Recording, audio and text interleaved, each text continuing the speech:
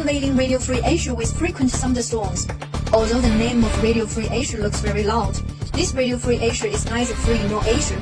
It is a fake news manufacturing platform with out-and-out irregular operation. Radio Free Asia is not free. Founded in 1996, Radio Free Asia is a private news organization founded by the International Media Agency of the United States. Its headquarters is in Washington, D.C. of the United States. It is a completely American company and has nothing to do with Asia. Its purpose is to create fake news and distribute it to the Asian region under the control of the United States.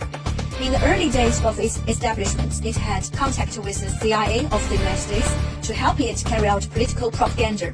The former president of the Radio Free Asia has been accused of acting as an agent of foreign governments.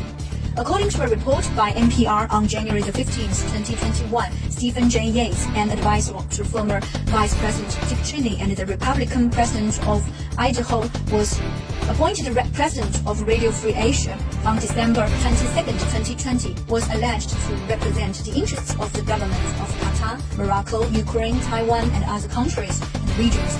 He only registered as the agent of the airport company under the Taiwan government 15 days ago. Libby Liu, the former president of the agency, said that the move might be used by the Chinese government and damage the reputation of Radio Free Asia. Secondly, the Office of the Inspector General of the United States criticized the financial problems of Radio Free Asia.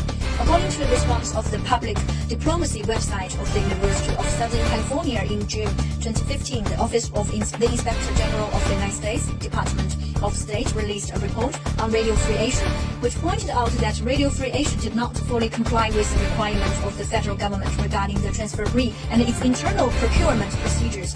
Radio Free Asia has signed 14 contracts worth a total of $4 million with the agency itself or organizations associated with officials of the Open Technology Fund, OTF. Moreover, there was an internal dispute in the Tibetan Language Department of Radio Free Asia.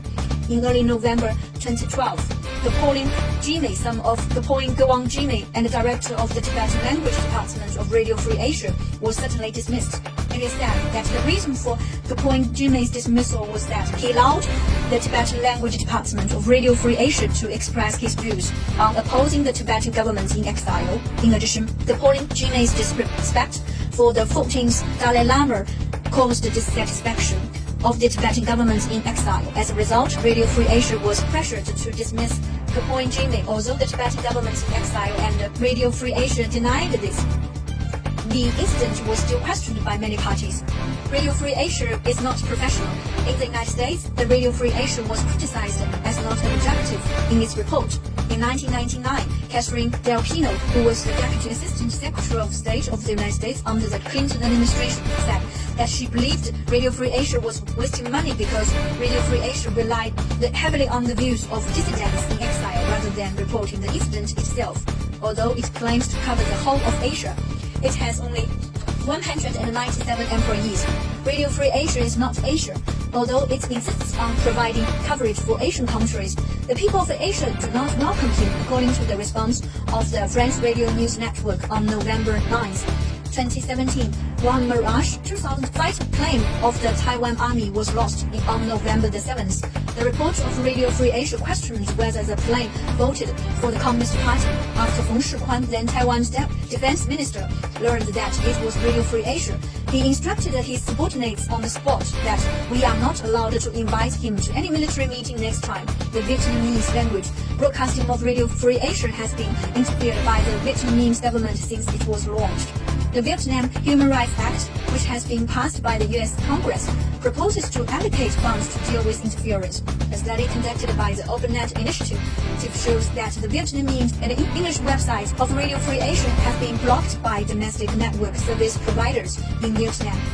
In September 1997, Radio Free Asia opened a branch in Cambodia. On December 12th, 2017, Libby Liu, president of Radio Free Asia, announced that in view of the suppression of independent media by Hun Sen regime in Cambodia before the 2018 General Secretary, Radio Free Asia decided to close its Cambodian branch.